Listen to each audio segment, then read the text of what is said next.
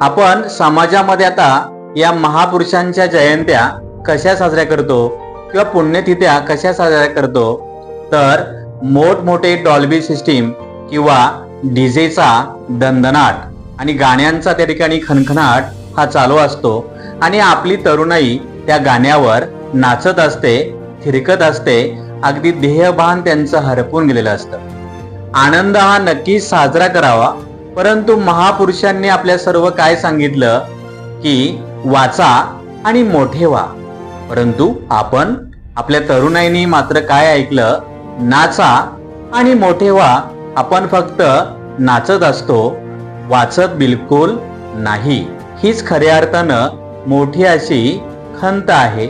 आणि महापुरुषांना फक्त डोक्यावर घेऊन नाचण्यापेक्षा महापुरुषांना आपण डोक्यामध्ये घेतलं पाहिजे.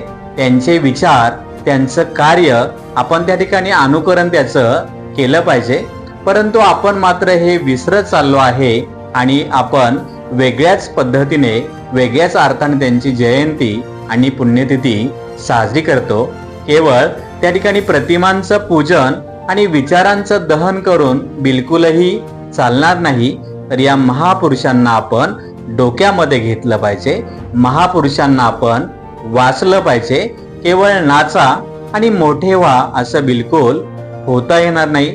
तर चला आपण संकल्प करूया, महापुरुषांना डोक्यावर घेऊन नाचण्यापेक्षा महापुरुषांना डोक्यामध्ये घेऊया, त्यांच्या विचारांचा जागर करूया.